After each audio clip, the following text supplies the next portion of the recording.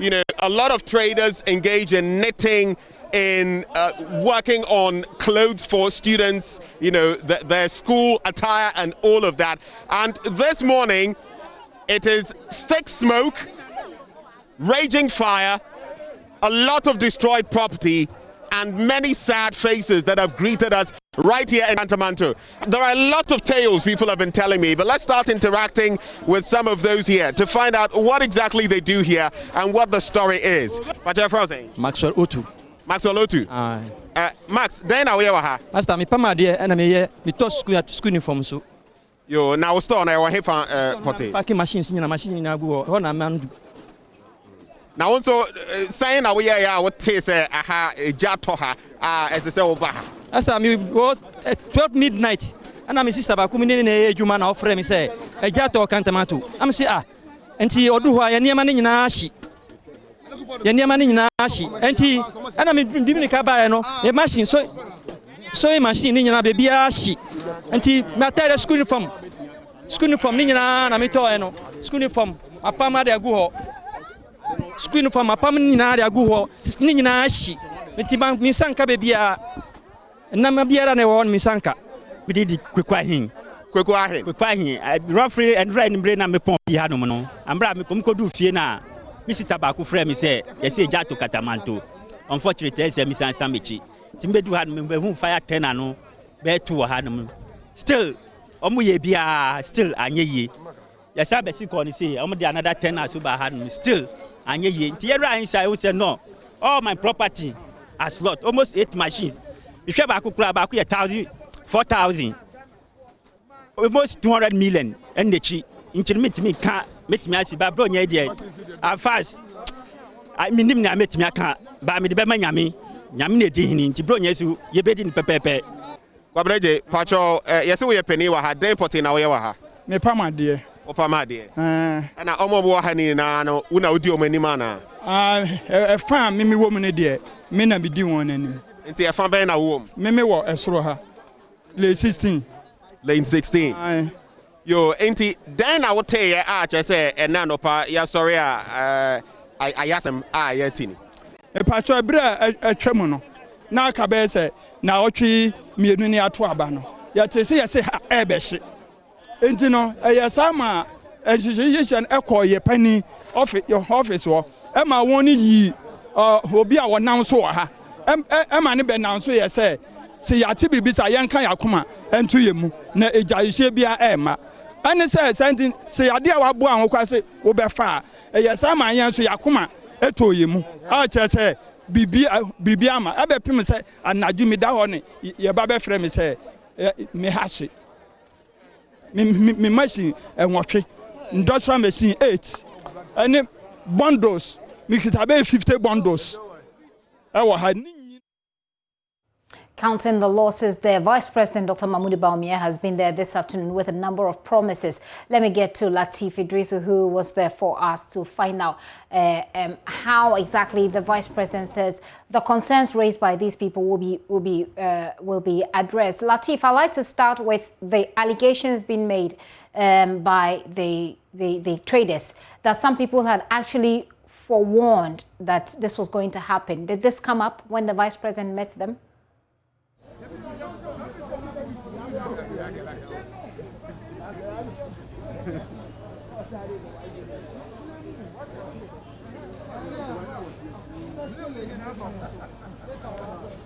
Lateef, so I'm asking whether or not the allegations being made by some of the traders. Yes, Lateef, do you hear me?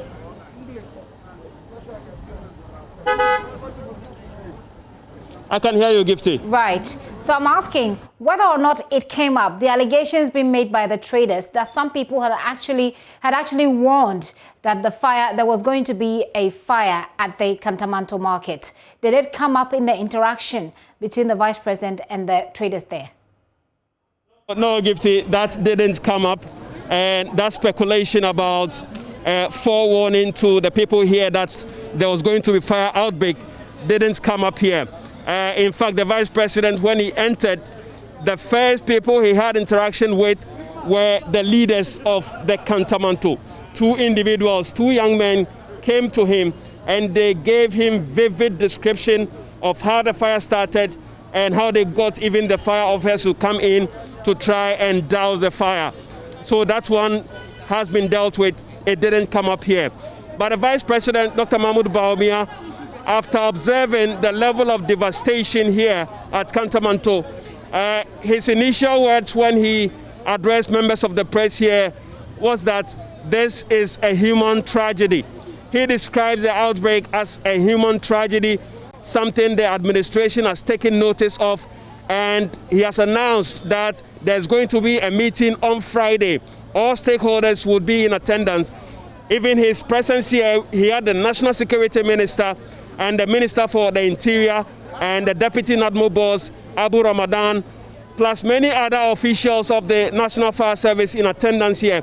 He says going forward, come Friday, there's going to be a meeting at Jubilee House to fashion a plan for the administration to look at how much they would compensate the individuals who have been affected here going forward. Two things the Vice President announced. One, he says going forward, the administration will look at rebuilding the Kantamanto market.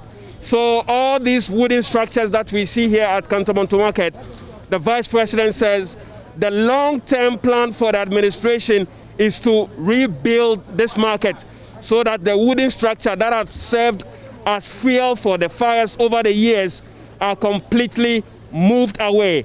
Secondly, the Vice President also announced that there's going to be some level of compensation to the market women and men whose livelihoods, they went to sleep having a business, they woke up the next day and their livelihood is gone. They do not have any business, they do not have any livelihood. So in the meantime or in the immediate term, that is the major concern for the administration according to the Vice President. And so what he describes as some form of compensation will come up after Friday's meeting at the Jubilee House, Gifty. Right. As we speak, Latif, and hopefully you do hear me once and for all on this one. As we speak, what is happening at the scene of the fire? I can hear you, Gifty. Great.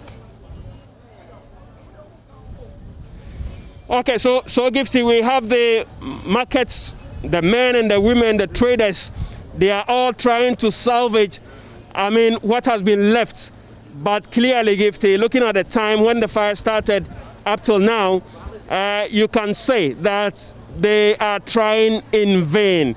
They are trying in vain, trying to salvage what is left and standing by. Even as we visited the place, Gifty, I can tell you that we can still see smoke emanating from some of the makeshift structures at the epicenter, if you like, where the fire started.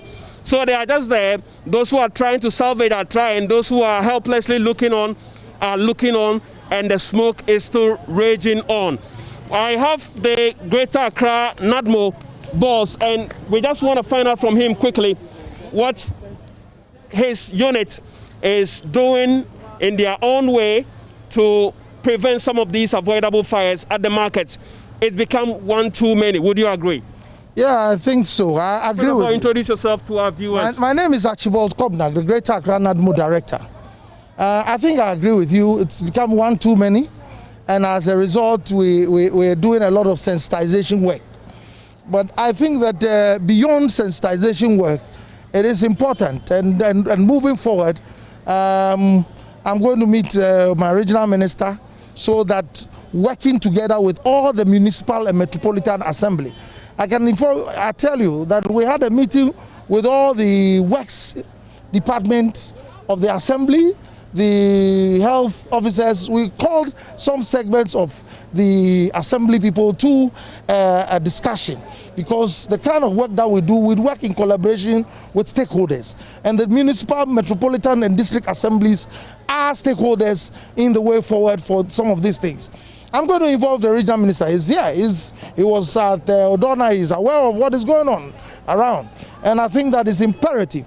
One of the critical things that we need to look at, especially going forward, is the issue of having even the access way within the markets, because once the water tankers and the The fire tenders are coming in. Access way is a major problem to them. Over and over the years. Access route to of course, and that's why I'm saying that it needs to have the involvement of the regional minister to give it a certain weight, so that working together with the assemblies, we can get there, we can get on the grounds and work with the various committees of the various markets in ensuring that people make way, so that we can have access in case of, we have issues of fire hydrants as well. Because if we have fire hydrants within the markets, immediately there's fire, before even the call for fire service to come in, some level of work will be done to bring the fire down. We'll also look at possibly having water tanks as well. Because the hydrants that we had, a lot of the hydrants, people are not working. Some water is not flowing through. We have situations where people have mounted containers and cemented the hydrants. We have illegal connections in the market, and so you have a lot of work to do with all these things you have enumerated. That's why I'm saying that critical of all of this is unfortunate that these things are happening. His Excellency the President was at Odona Market, the pedestrian mall. His Excellency the Vice President, he is asked that a meeting be called on Friday. And so we need that kind of high-level involvement, and through the regional minister, to ensure that the various assemblies would also work with us the way we are supposed to work with them in ensuring that some of these things are done. And going forward, I think that all our market associations, we're going to have a program with them and have this. That's where I was going. And involved are these market committees that we're going to have. We of course, when we're doing sensitizations, we definitely will not jump into a market. We always meet with them. But of course, now we need to meet and have a more critical look at the situation and see how we can partner them, because they and some of the people are within the market. For example, security within the markets, people who watch the marketplaces, we need to do a lot more work. They have issues with security, so that we can see how we collaborate with the police and the communities to have neighborhood watch to assist them. And so it's going to be a multifaceted approach in ensuring that some of these things are nipped in the bud. Would NADMO come to the rescue of people who have lost their livelihoods overnight? I know the Vice President talked about, after Friday's meeting, government to fashion out a plan to sort of compensate them. Is NADMO thinking in that direction of maybe coming to the aid of people who they went to sleep with a business, they woke up, they don't have a business? Of course, as NADMO is part of our work. And so I'm happy my Deputy Director General is here. The Director General himself is out, but he's aware of the situation. And so from here we are meeting. Of course, there are critical things that we need to put in place. One is to ensure that we do an assessment. Okay, because you can't do anything without a proper assessment to be able to determine whether person A is actually involved or person B is actually involved.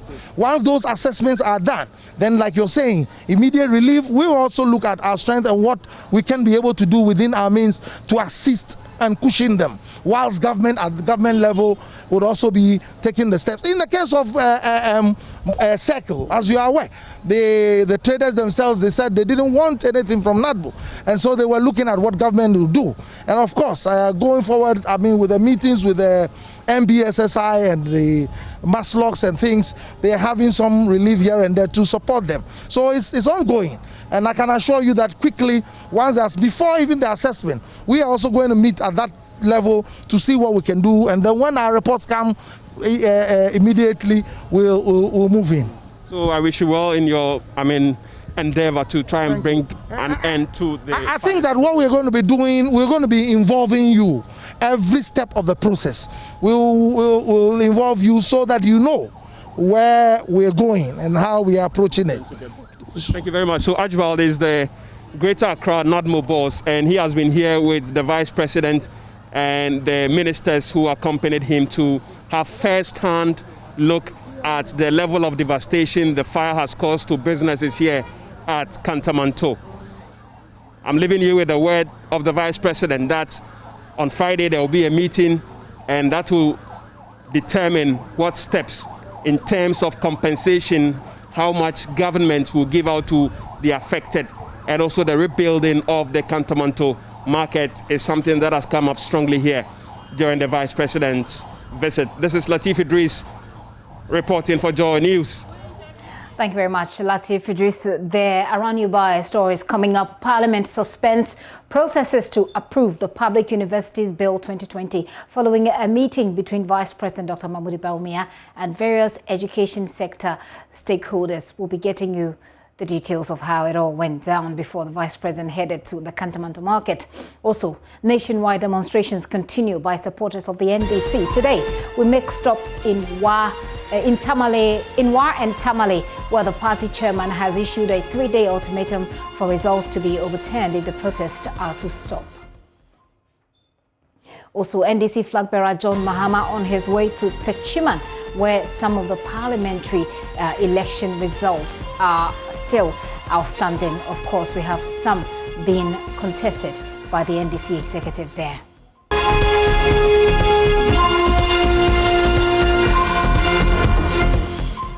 The pause is brought to you by Global Communities Dignilu, affordable, safe sanitation. I'm Gifty Andropia. Join us on DSTV 421, GoTV 144. Remember, we're streaming live on YouTube and, of course, on our other social media handles. Now, Parliament has suspended processes to approve the Public Universities Bill 2020 following a meeting between Vice President Dr. Mahmoud Bawumia and various education sector stakeholders. It happened this morning. Chairman of the Education Committee, William Kwetu, says copies of the new bill laid in Parliament in November were made available to the stakeholders at the meeting for them to study.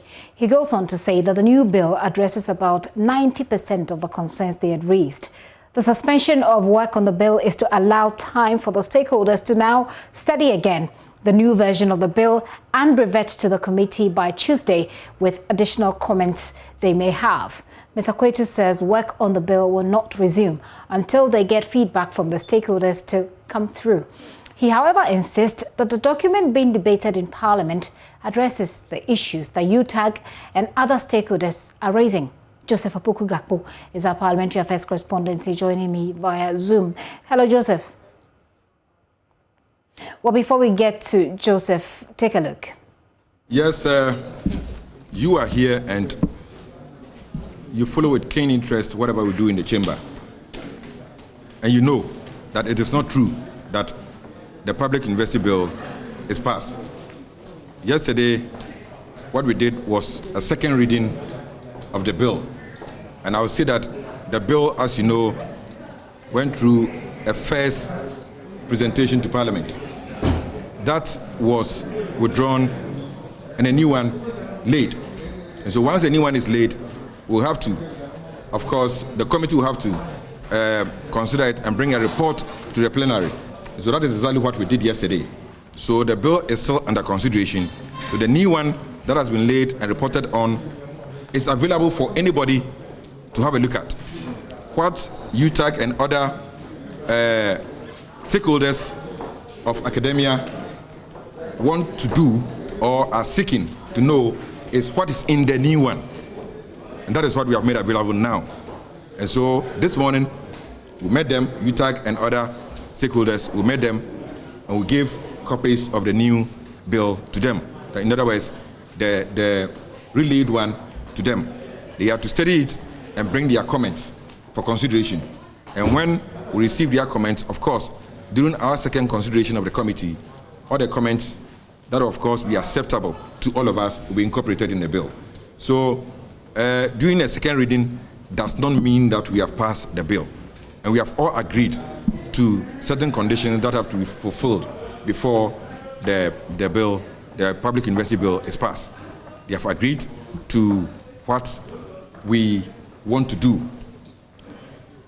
To be precise, UTAG, National UTAG, and the various universities, and maybe Convocation and other key players of academia were present at a meeting this morning, and they have all received copies of the new bill. And so if they go to consider it, or if they look at it and see that in fact, we met them here some time ago.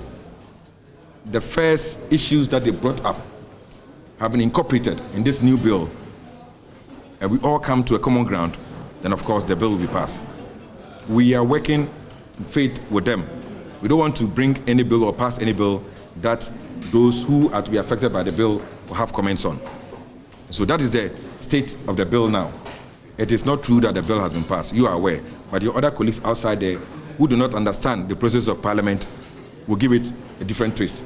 So when you meet them, let them know that the bill is not passed. It is still under consideration. You know, we do a number of things during the consideration state, including taking comments from the outside public. And that's exactly what we have done.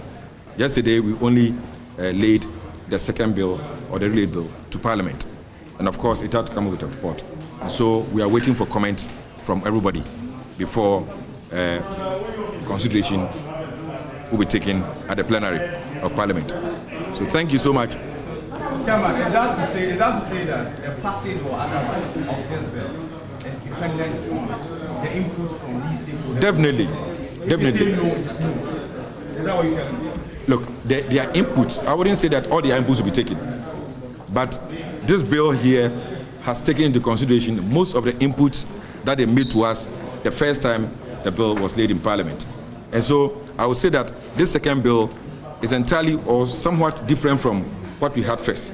It has considered a number of things. For instance, if we take the composition of the council, we had initially a 30-member council. Now it is 15. We had nominations, about 8 nominations from government. Now it is reduced to 5. So there are quite a number of things that have been changed based on the inputs they gave us. But they were not sure that these inputs have been incorporated in this one. That is why they are making that noise. And so the new copy has been given to them. They should study it and see whether the inputs they made are incorporated or not.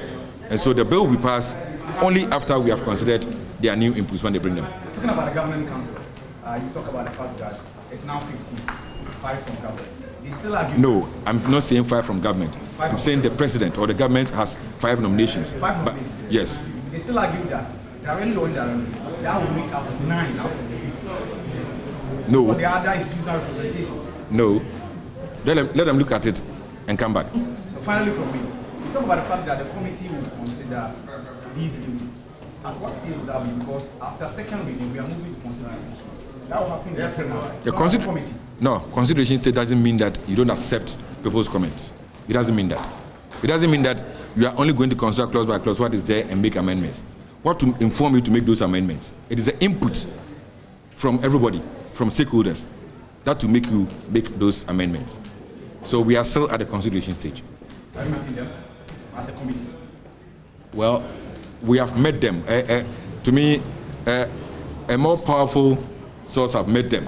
That is beyond this committee. That is why we are saying that they should take it, go and consider it, and bring in their new groups. Is consideration going to be suspension? It's going to suspend the constitution state until we finalize the Yes, consideration at the plenary is suspended. That is on hold until we receive their inputs on a new bill. What's stopping you from consulting them before it's new bill? That's where they say they are disappointed in the executive and for that matter, the committee. Well, I would say that printing of the new bill, delayed. That's what I would say. And so yesterday was just delaying.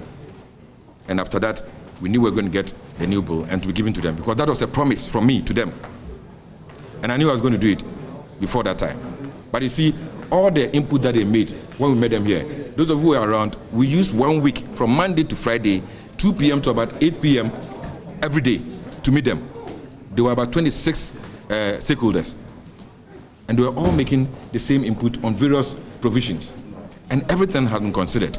Of course, in consultation with the ministry and GTEC, Ghana Tertiary Education Commission. A lot of work has gone into all this. And so to us, we think that, to the committee, we think that we have incorporated all their concerns. If they have any, they should bring them and then we'll consider them. What timelines are you looking at now in terms of getting it? Well, we threw this to them this morning, and they are saying that you have to go and consult with their people. So they have to give us their timelines. So as I speak, I don't know when they are going to bring their listen. They promise that by next week Tuesday, they'll give us the time that they'll bring their inputs. So just to be clear, the majority Parliament is not in a rush to get this passed. At all. At all. There is no rush in this. At all. When you say more powerful source has met them, what do you mean? Well, let me blunt here. The president is not in the nation. Acting president is the vice president. Vice president is the one who met them. Myself, the vice president, minister, GTech boss, that is Professor Lassan, and then the representative of academia, who all met this morning, 10 to about 11:30 a.m.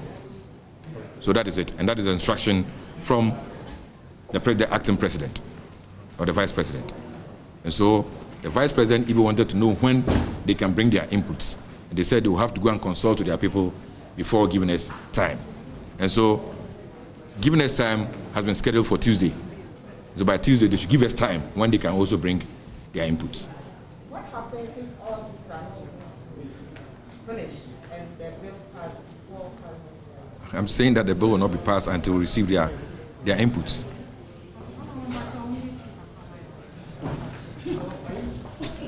But what we have is what we have given them.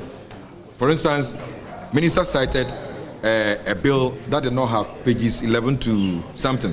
Some of the clauses were even out. And so they were alarmed. They were thinking that that was what we have laid as a second bill. But that is not the case. That's not the case. You know, this is politics.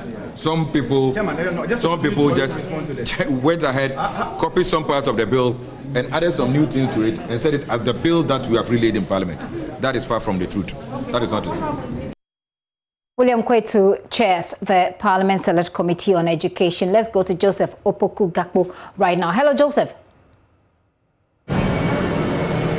Hello, Gifty. Right. So, what was happening yesterday? Was that a discussion towards consideration or passage of the bill? Help us understand. So, what was happening yesterday is what we call the second reading of the bill. Now, what happens is when a bill comes to Parliament for approval, it's laid on the floor, and that's described as the first reading of the bill, where the title of the bill is read out by the whoever the representative of the clerk is, and then after that, the minister presenting it bows to the speaker, and then it's assumed that that document has been presented to the House. That's called the first reading of the bill. When that gets done, then the speaker refers the bill to a particular committee. Now, the committee goes to look at it, interrogate it, invite stakeholders for deliberations on it, and the committee then returns days after, weeks after, months after, with a report on the bill, recommending first of all whether the House should approve or not approve the bill. And then additionally, if the committee has recommendations on changes that should be made to the bill, that list of changes are then attached to the report that the committee is bringing. Now, on the day that the committee comes back to the House with its report, that's what we call the second reading of the bill, where the chairman of the committee in question, in this case the Education Committee, goes ahead to read the said report of the committee recommending whether the House should approve or not approve the document, and then list out the changes. And then at that second reading, the House then does a debate on the bill. But that debate is not substantively on the content of the bill. The House then debates the principles as far as the bill is concerned. In this case, we know the fundamental principle has to do with appropriate management of the public universities that we have in the country. Other bills have other issues when it comes to the principles as far as the bill is concerned. Now, after that deliberation and debate on the principles of the bill, which is the second reading, then the discussion on the bill is then suspended, and then the House then comes back to do what is called consideration of the bill. It's at the consideration stage that the recommendations that the committee made in terms of changes to the bill can then be done. That's the stage that they describe as the insert and delete stage, where the specific items are taken out of the bill or introduced into the bill. MPs, apart from the committee's report, can recommend changes to the bill.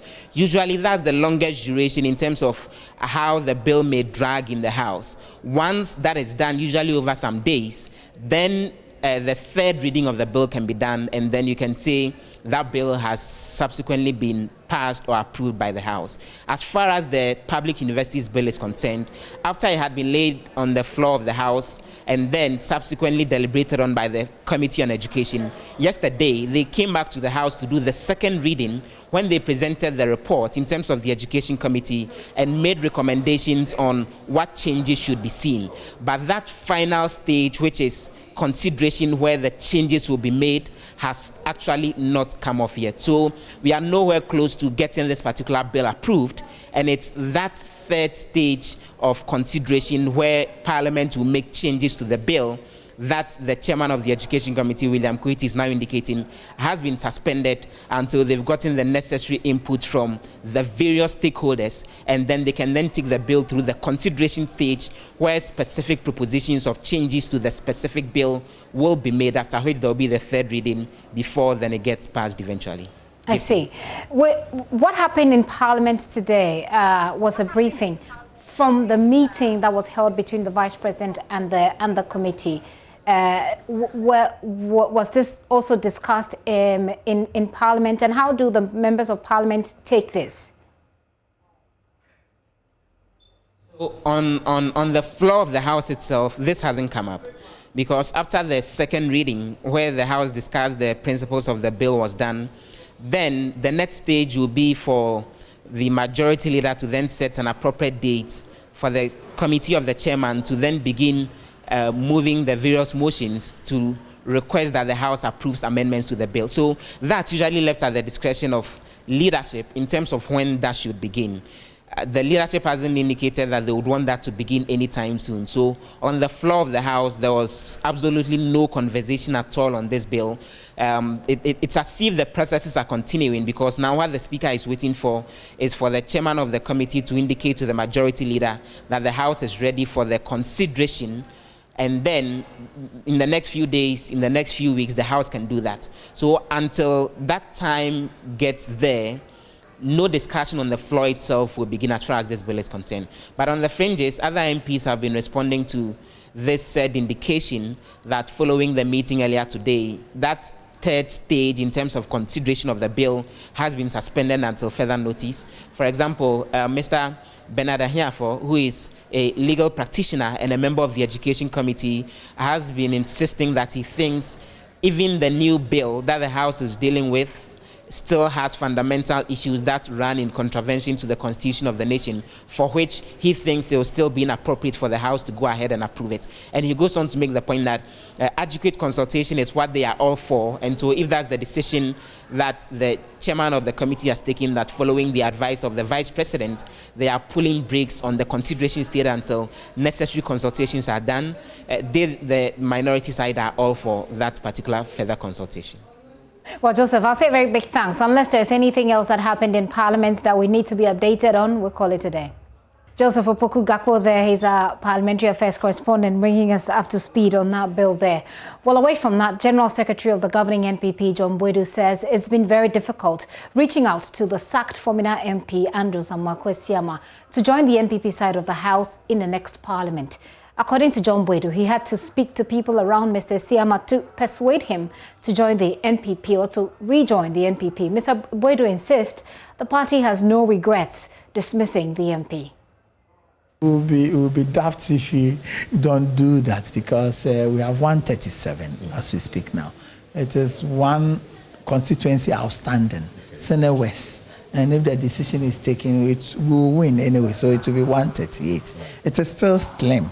You understand? So if you have an MP who used to be an independent candidate, who used to be a member of parliament of your party, and had indicated time without number that he still wants to be part of the MPP. But you expelled him from the party. It doesn't matter. But what is important is that he forfeited. He forfeited. Of the House? Please, he forfeited his membership. This is normal process, and he had indicated that you still want to work with us. Okay. Why wouldn't we try to extend an olive branch to make sure that he comes back? But he's not coming back as an MPP member. Because the moment he do that, he must resign as an independent candidate and declare the seat vacant for a by-election. So he's coming as an independent candidate, sitting with us. if he agrees. So that's how the process. But have you personally called him as the party executive? I've spoken to a lot of people around him. Now he's the toast of everybody, so it's difficult reaching him. But can you believe that he's with my schoolmates? Oh, okay. Yeah, I went to Christ again, but your job is said that you must just stick to your job.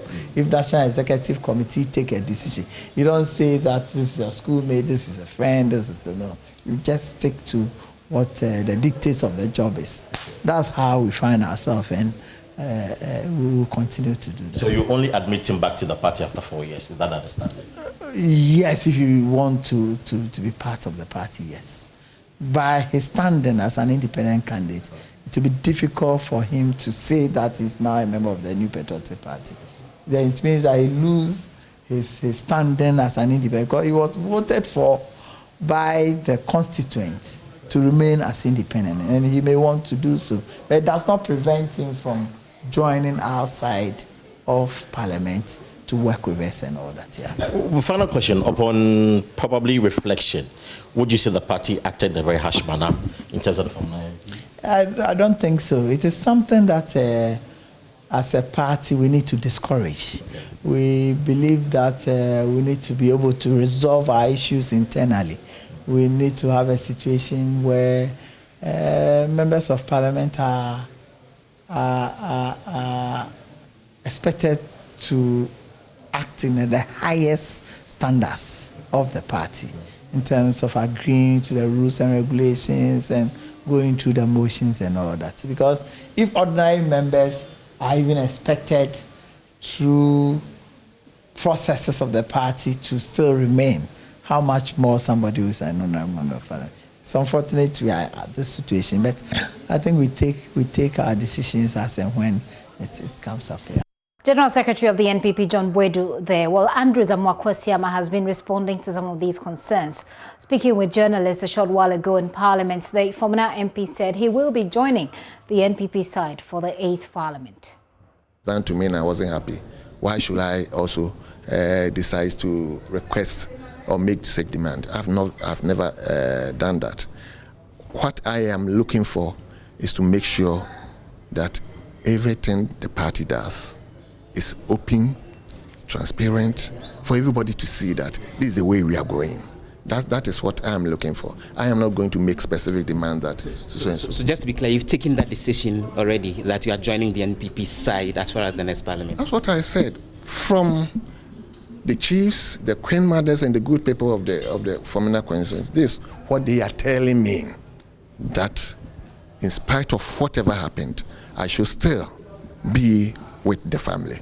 So the NPP candidate had indicated that attempts to reach you have proven futile. Are you willing to work with the party in the constituency? I told you there were a lot of pressure on me. So immediately after the elections, a lot of security issues also on me. So all my phones were off. So I wouldn't have any reason to doubt whether he actually made an attempt to reach me. But the fact of the matter is that he's my senior brother. The contest, the game is over. Obviously, we shall meet and discuss the way forward. Do you think Professor Michael Kwe treated you fairly by kicking you out of I've answered this question. I've answered it. I said, as far as I'm concerned, the decision was not fair. I was not happy about it. But what can you do? It's part of life. You take it in your strides and move on. Do you hold anything against him? I don't hold anything against anybody. Formally to apologize to you? Not yet, but verbally a lot of communication has gone on. Not formally in the form of Somehow, yes. Who exactly has apologized to you verbally? No. Okay, so just to get a sense, for example, has the president reached out to you yet for a conversation? I understand the president was trying to reach out to me personally, but like I said, immediately after the elections, my phone has been off. So he made it through some people who reached out to me. said the have you NDC reached has back to spoken him? to you. Have they given you any offers that might influence? Offer is not important in my life. What is important in my life is principle. As the most sought after, if you like, Fomina MP there. This is still the pulse at Megifty and Nopel. Take a very quick break. When we return, we do one last stop in Parliament to tell you some of the new faces coming in. We want to find out what do they bring on board. This is still the pulse. Do join me when I return.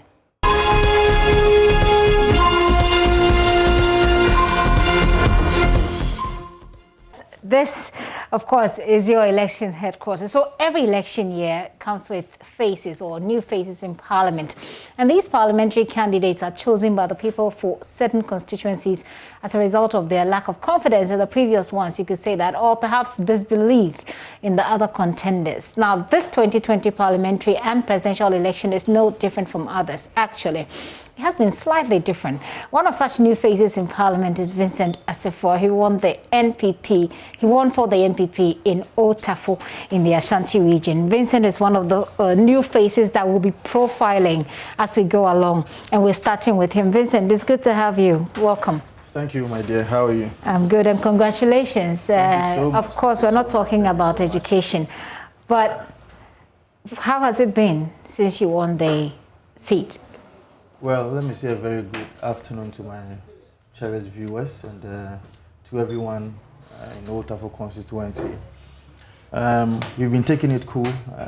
If you remember, on Monday when we had the elections, around 8:30, the good people of Otafo constituency knew the results as far as parliamentary was concerned. And for that matter, we had to wait for the presidential results to be in. And so we waited till Wednesday when the Electoral Commission finally declared. So it was around that time that we finally jubilated in a modest manner, because the people who also contested alongside myself are good people of Otafo. They are also the sons of the soil, and for that matter, we had to do that in. It was pretty much a done deal for you, wasn't it, from the beginning? Well, if you check the architecture of the constituency since 1992, the good people of Otafo constituency, that is Tafo, Pankrono, Adabraka, Insheso, has always been loyal to the New Patriotic Party. So it was a done deal for you?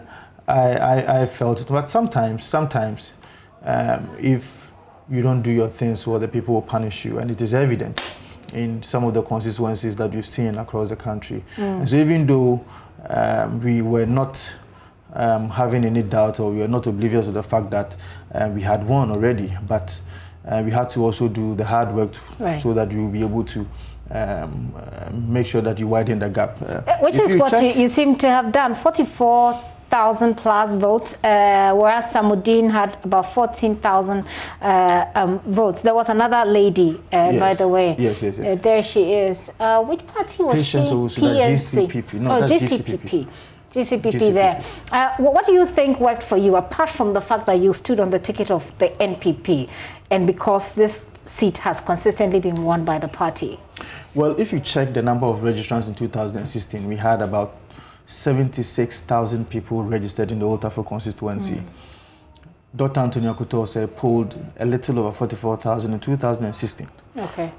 Unfortunately for us, when we were registering in 2020, we had about 64,000, which means that there's a drop of about 12,000 voters. Now, a number of things account for that reduction. Quite a number of people who were leaving the constituency, because if you come to Otafo constituency as we speak, very difficult for you to be able to get a land to build or something like that. So anybody who now feels that he's better off and wants to leave, rather moves to places like Seper, Brookroom, and the other places. And so the drop affected the general elections in Otafo constituency.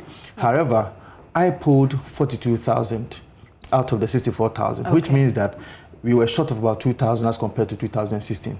However, if you do the analysis very well, if in 2016 we had 76,000 voters, and Dr. Antonio Kutose polled 44,000, and in 2020 we had 64,000, and I polled about 42,000, then clearly you could see that if we had the 76,000, we could have been able to do better. And so I see the analysis you're trying to make is that you've got the people on your side, and I hope so. But at the end of the day, the impact of your work is what the people are looking forward to. Hopefully, it's not just about the party. What is the plan? What is your plan to, first of all, address the concerns or the issues that persist in this area? And if you can give us those issues, list them in, let's say, 3 blocks for us. How do you intend to deal with those in Parliament? Well, I will deal with about 3 issues. One will be on health matters. The second will be on education, and the other probably on entrepreneurship. Now, when I worked in the constituency, I made sure that I speak to every Tom, Dick, and Harry who was interested in engaging me. Now, one of the serious issues, or if you like, crucial issues that I encountered was the fact that everybody wanted to make sure that there is this maternity block in the Old Tafo Government Hospital. That was commenced by Dr. Antonio Kotose in 2007. Now, when the NPP left government, at the time that he was leaving, it was about 80%. When he left, the building has been there without any sort of addition whatsoever to it. And so the good people of Old Tafo constituency has always been on the neck of every or any parliamentary candidate, whether it be the NPP or the NDC. In fact, it was very critical as far as our manifestos were concerned. So the Old Tafo Hospital? Old Tafo Government Hospital. Government Hospital. There is a maternity block. Your plan is to finish it? Absolutely. But if you check the parliamentary Hansard, I think in November, you realize that a loan has been secured from Czech Republic, that finances shouldn't be a problem as far as the completion of the maternity block in Old Tafo is concerned.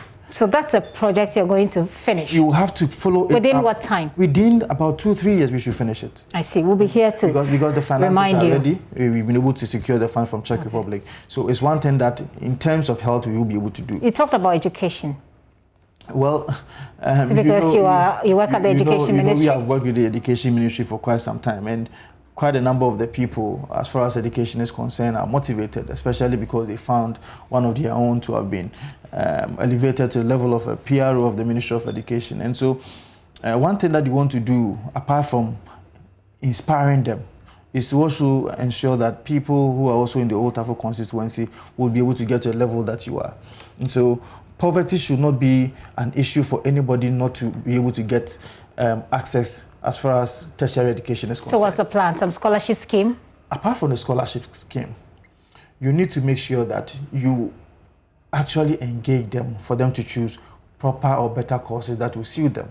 Because you see, if students going to school, the fact that a person... I just want to address, I see that you're breaking it down, but I just want to address them in blocks. Yes. So you're looking at in health, in terms of health, you're looking at the Old Tafo Government Hospital and completing it because the funds have been secured. Absolutely. So that's a done deal. We're talking about the education. You said in terms of education, you said apart from scholarship schemes, you're looking...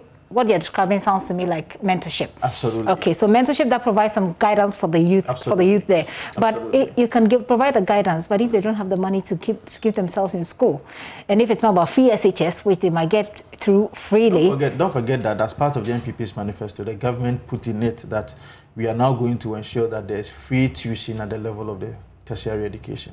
So what is your plan for your constituency as far as that's concerned? Because I've run out of time, briefly I would make sure that because it is the responsibility of the Member of Parliament to ensure that there's some amount of betterment in the lives of his people, I will make sure that there are scholarship schemes for their people. Apart from that, Dr. Antonio Akutose also left a library in the constituency. We will have to modernize it and add an e-library to it so that students, or if you like, the youth, especially in the constituency, who would want to have access to books, as far as e-library is concerned, is also being achieved. Okay, now, this is probably my last question. I just want you to put it together for me, for those who are in Old Tafo today, who are expecting you to be in Parliament for them in the next Parliament. If you were to meet them, what is that summary of your intent for them? That what can you say is your intent for them in summary? Well, I think that we will need to build up a society that will be a harmonized one, of course, because the aspirations of the good people of Old Tafo constituency will have to be seen in the bills and policy considerations that we made in Parliament. And for that matter, this is the basic responsibility of a member of Parliament.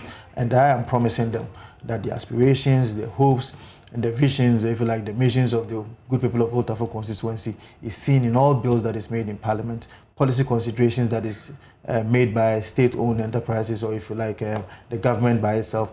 The aspirations of the good people of Old Tafo constituency will be seen in them, and I promise that. Well, we'll be here. It will be a long 4-year journey. We'll be here to remind you of the things that you have said, and I'm sure that Old Tafo, the way we've seen Ghanaian votes these days, I'm sure they will know what to do. There's like stronghold anymore. I hope so. I really hope so. Yes. Well, you're talking about Hohoi, but anyway, if we had that time, we'll probably be able to talk a bit more about this. Vincent Esefo is a member of Parliament elect for Old Tafo. We're talking about the new faces going into Parliament and what they present. We'll be talking more of them as we go along. Now, hundreds of supporters of the National Democratic Congress in the Wa Central constituency of the Upper West region have hit the streets demanding recollation of the December 7 presidential results. In a petition that was read before handed to the Upper West EC Director, the Wa Central Communication Officer of the NDC, Mohammed Tando, stated that the results declared by the EC were fraught with several inconsistencies and anomalies, then they need to be recollated. Upper West correspondent Rafiq Salam reports from Wa. They came in their hundreds, young and old. Upper West Region's NDC protesters demanding greater transparency and recollation of the 2020 presidential results. They chanted on top of their voices, "No Mahama, no peace."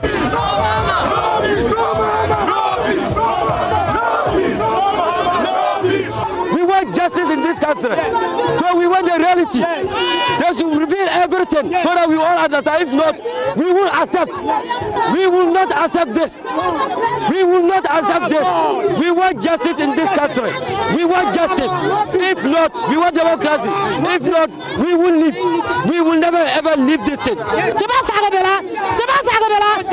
want Mahama. We want Mahama. No Mahama, no peace.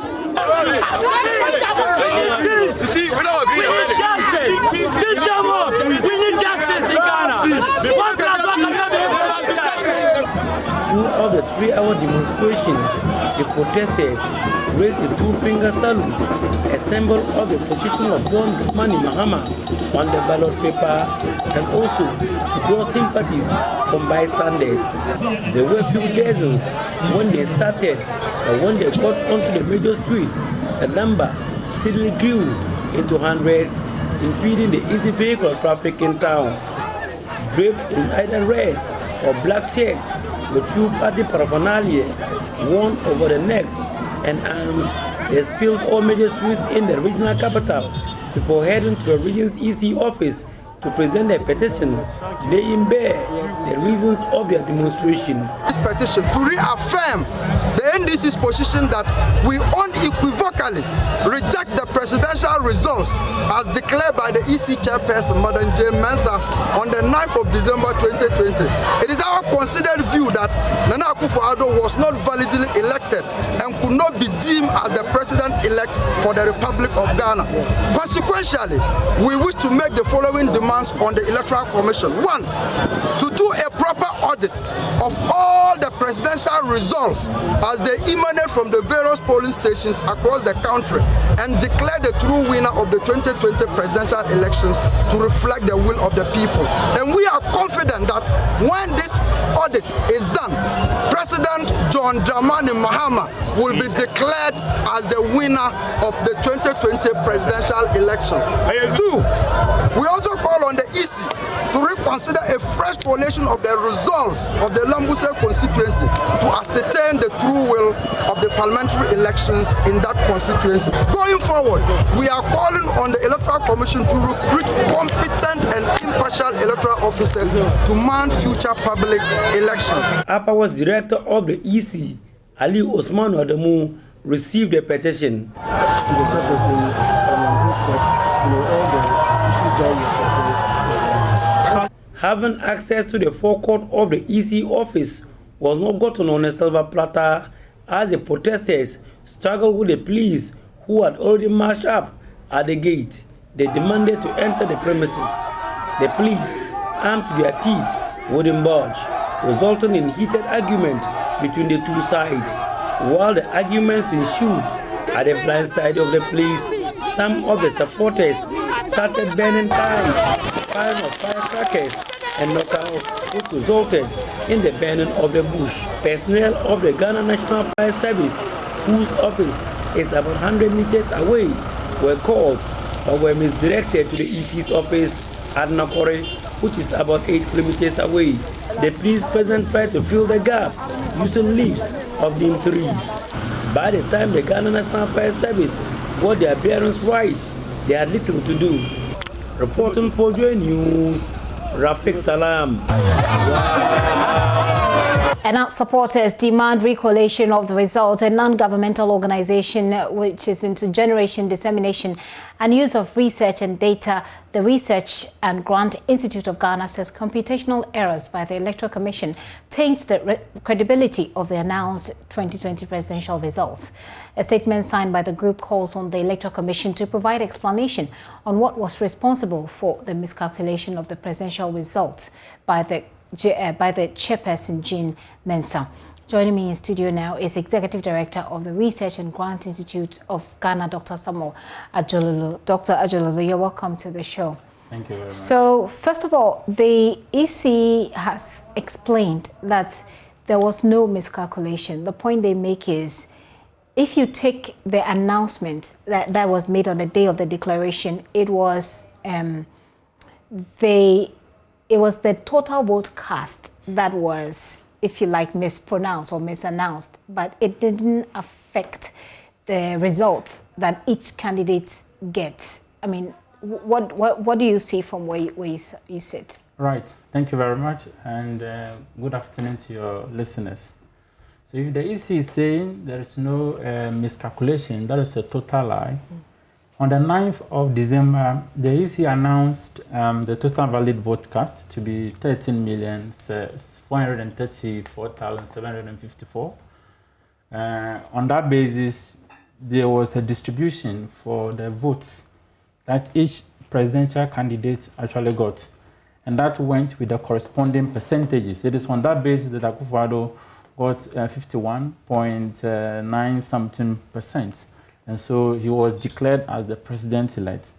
Now, this was on the 9th. This was on the 9th. So clearly, the EC admitted that there was an error.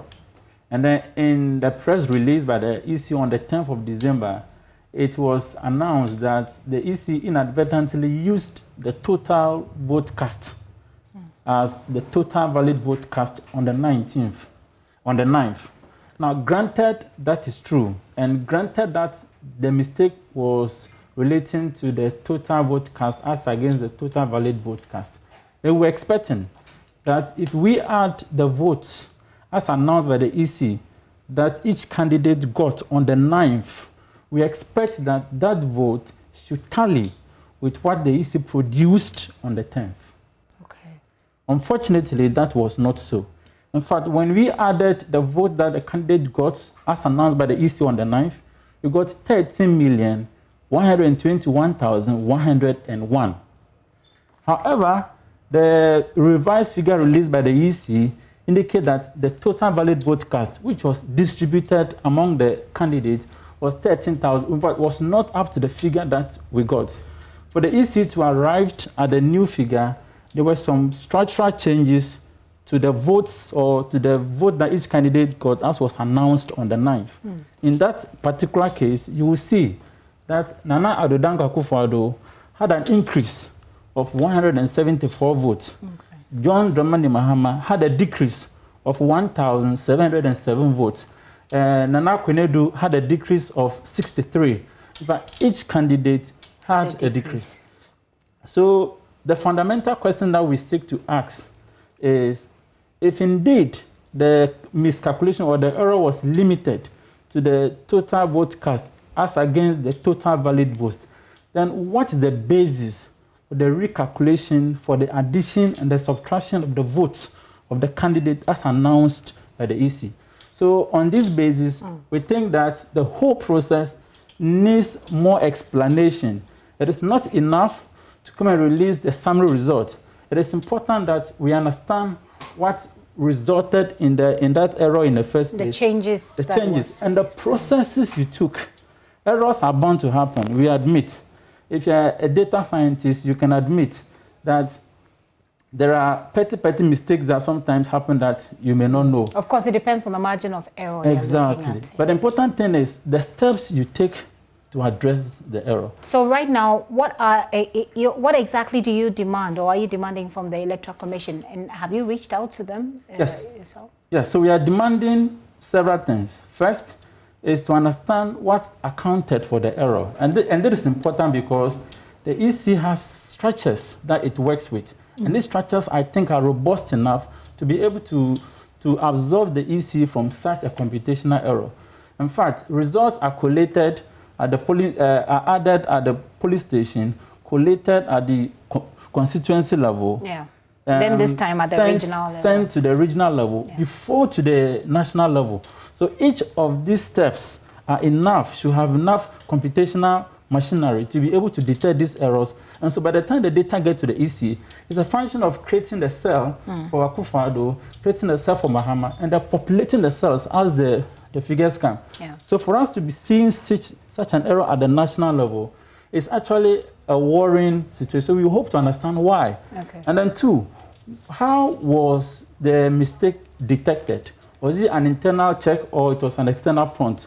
Were they prompted by some external people that no, the figures released were not correct, or they themselves going through their things spotted it? And most importantly, what step was taken to correct these anomalies? And also, what resulted in the structural changes in the votes that the candidate got, such that some have increments and others have a decrease? Have you reached out to the EC? That was a question that I asked earlier, because I mean these are legitimate concerns, but the only people who can answer is the EC. Do you have plans to reach out to them directly to get these answers? Oh yes, we have plans to reach out to the EC directly. In fact, we even think that we don't have to reach out to them because they know that there is so much stake in this election. And the least thing they could do is to create a sense of doubt about the result. And so I was expecting that following the release of the summary result on the 10th, it's either a press statement or some stakeholder meetings or some town hall meeting where they will take stakeholders through the process, what happened, and the steps that were taken. By way of explanation. It will carve a lot of nerves and tensions that you have in the system. Okay, I see. Let me take your very final words. I mean, the EC hasn't obviously done what you said. It has, provided the correction, so to speak, on their website. And anytime that we have engaged the EC on any of our shows, they have, on their part, explained. You've made your intentions clear that you intend to reach out to them. Apart from that, what time frame are you looking to work within otherwise, so that it doesn't turn out to be concerns put out there and just left as such? So we're reaching out to the EC by close of this week. By close of this week, okay. We'll be here to get the responses, one to share it with the rest of the world. Sure. Thank you very much for coming through.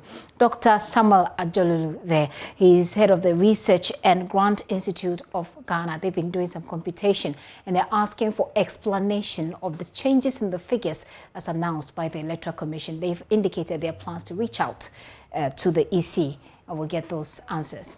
Well, on the back of that, go to court to have your issues regarding the 2020 election addressed. Civic Forum and Institute for Democratic Governance are urging the National Democratic Congress after the party rejected the outcome for the 2020 election to, as you heard, go to court. Speaking at a news conference this morning to address issues that came up after the election, the CSOs noted that it is only the courts that can iron out whatever issues the NDC has concerning the just concluded election. My colleague Kwekwa Sante has more in this report. The Institute for Democratic Governance and Civic Forum Initiative are urging the National Democratic Congress and its leader, former President John Mahama, to head to the courts to challenge the outcome of the 2020 elections if they have any issues. Here is Dr. Angela Dramina-Boaje speaking on behalf of the CSOs. As we have stated before, carrying out demonstrations and going to court are not mutually exclusive nor contradictory. Legal recourse may be pursued even as peaceful demonstrations are carried out. Therefore, we join the voices of the sections of the public to urge the NDC to present their concerns to the courts for legal redress. We wish to emphasize in this regard that going to court does not amount to a lost cause. We fully appreciate that the aggrieved parties may be concerned over the length of time required in pursuing court cases, and the fact that during this time, the processes of swearing in the president and parliamentarians will take place. The opposition NDC has rejected the outcome of the 2020 presidential polls, which declared President Akufo-Addo as winner of the 2020 election. Former President Mahama described the election as flawed and the results fictitious. IDEG and the Civic Forum Initiative wants full police protection for NDC protesters across the country who are demonstrating against the result. First and foremost, we wish to state that going to court is not contradictory to peaceful demonstrations.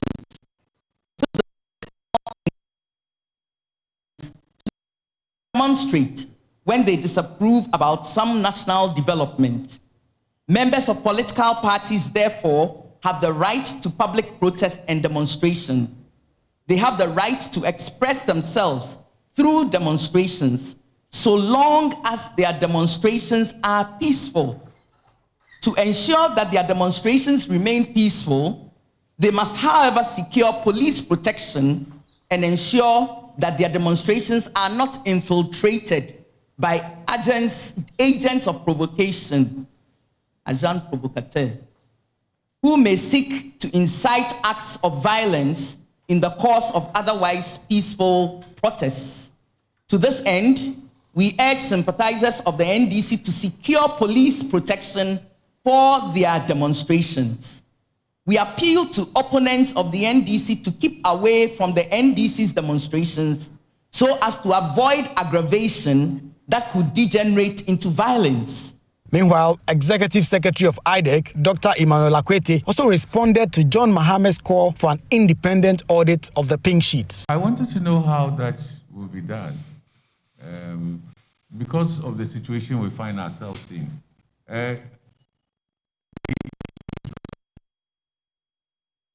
But if you look back, the EC has asserted its independence in situations that usually you might think that, okay, it's going to dialogue, it's going to find a political agreement on how what steps should be taken forward. But working through IPAC has been very difficult, you know that. And sometimes IPAC has even had to take votes on critical issues that needs to be resolved. So given what transpired before the elections and where we've gotten to, what if the EC does not respond positively to what they've said or doesn't take action on that? Still on election-related matters, she was not a voter but quite active in the politics of Ododo. That's according to the family of 15-year-old Rita Otu, who died in a shooting incident at the constituency during the December 7 polls. Rita is one of 2 teenagers who died in this year's election. Now, the family tells my colleague Ernest Menu they want support to bury her as that could help her mother come to terms with the situation.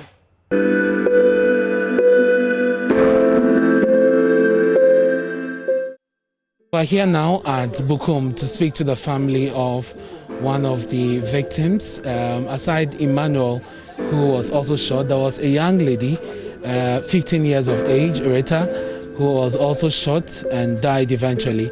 We'll speak to the mother of the 15-year-old and some relatives here at Bukum.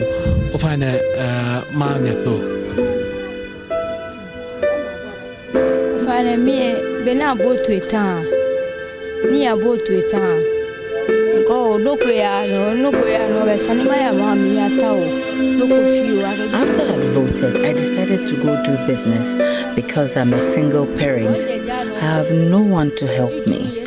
Soon after I returned from the market, I heard people screaming. They said my daughter was dead, but I couldn't believe it.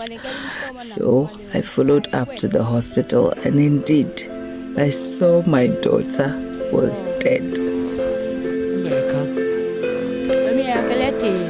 kolibuwe le kashi oni kia ni kwele le lembile le no kashi.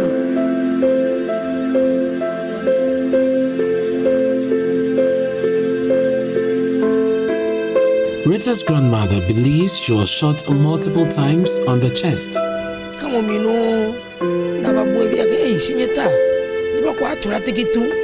about to take a nap when someone told me that my granddaughter had been shot dead. They asked that I come along with them, but I couldn't, so they showed me a picture of my girl. It was her. She had several bullet wounds on her chest. My granddaughter is dead.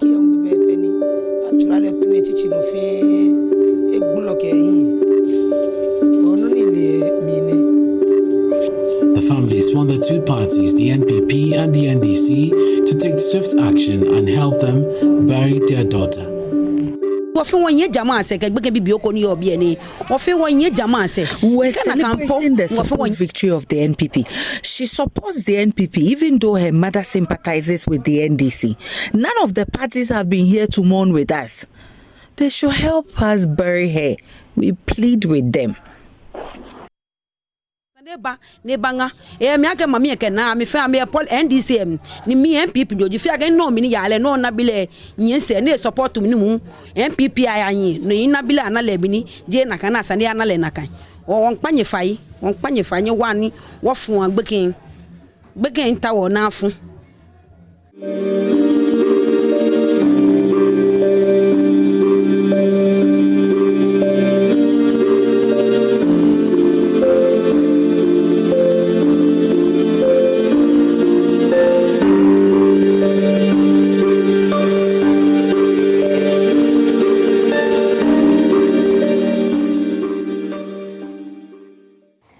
She rest in peace. This is still The Pulse with me, Gifty and Opia. A quick break. We'll be right back.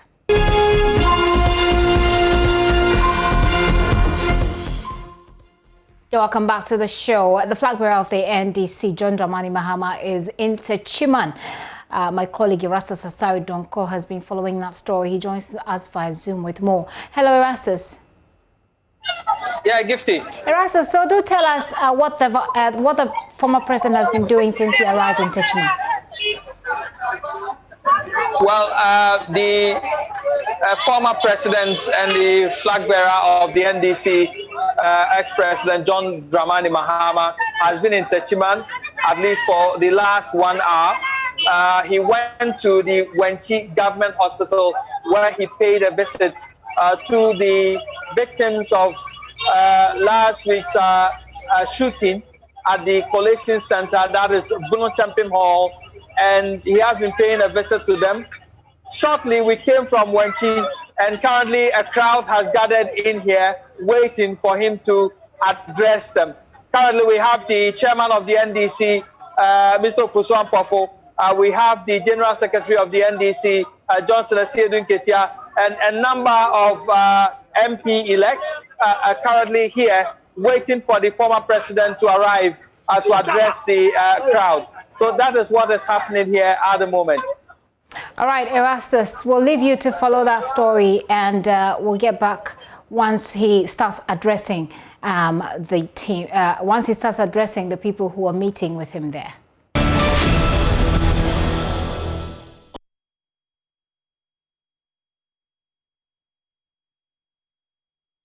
Did you know that the number of COVID-19 cases in Ghana is going up gradually?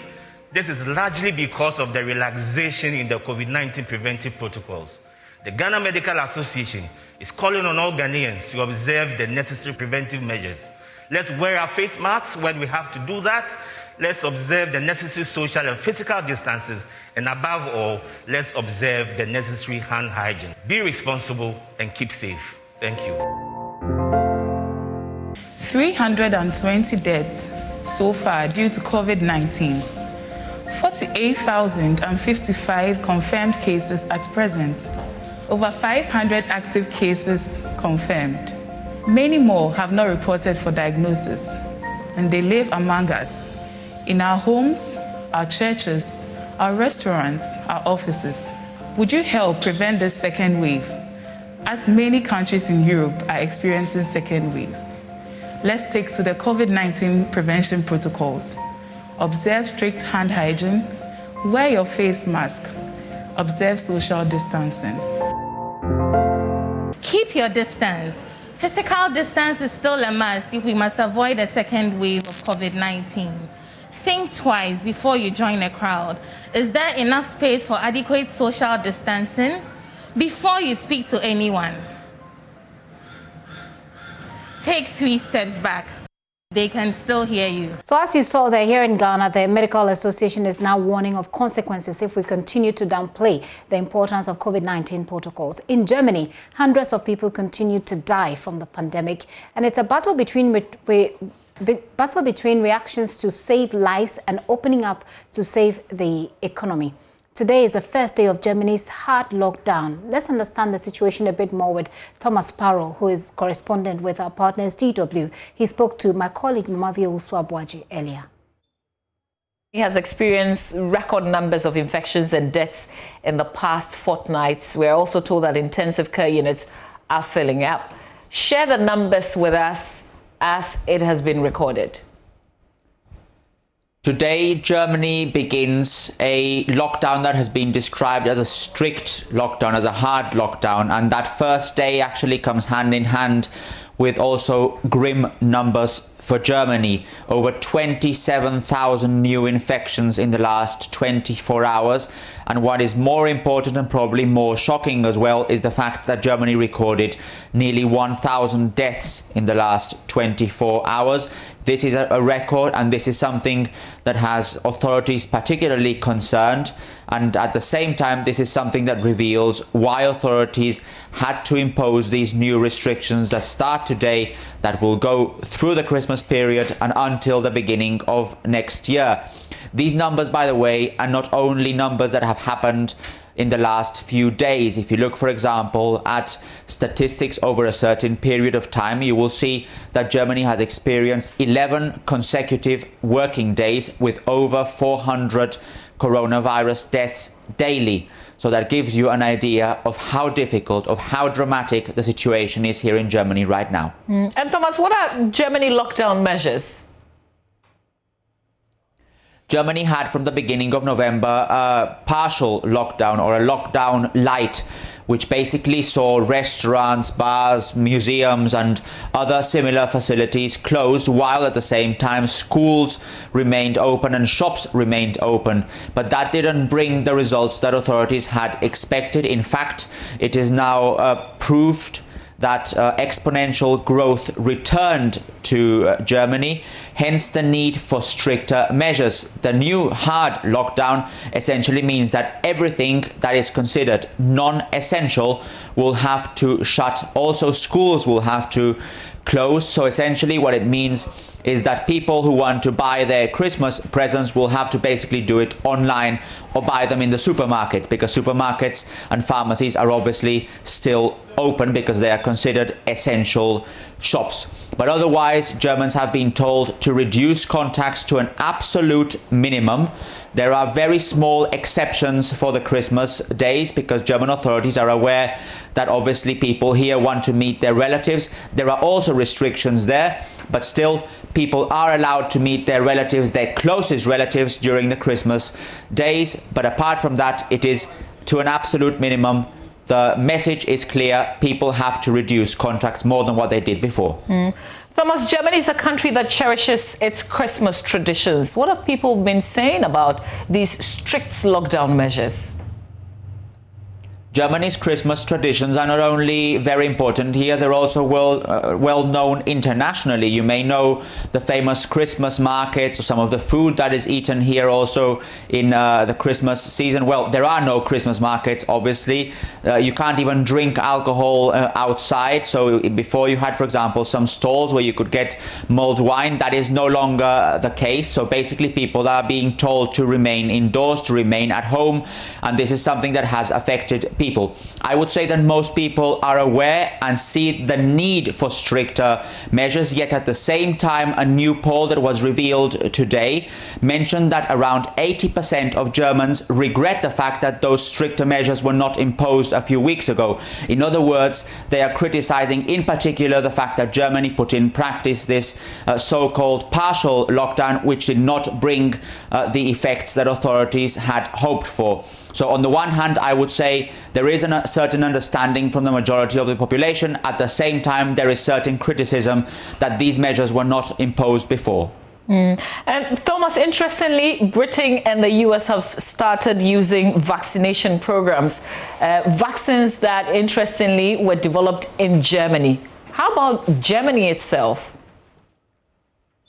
Well, that is a very important point that you mentioned, and there is certain criticism here in the country as to why the Pfizer-BioNTech vaccine, which was developed in part by a German company, BioNTech, with funds in part by the German government, is first being distributed in other countries and not necessarily in Europe.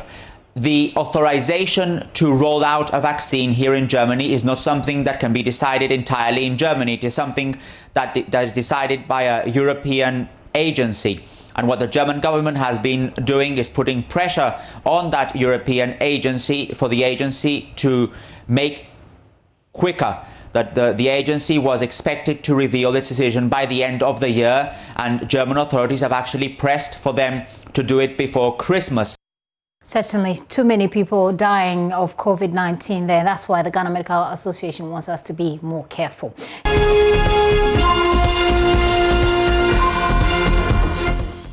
That will be all for me. My name is Gifty Ando Apia.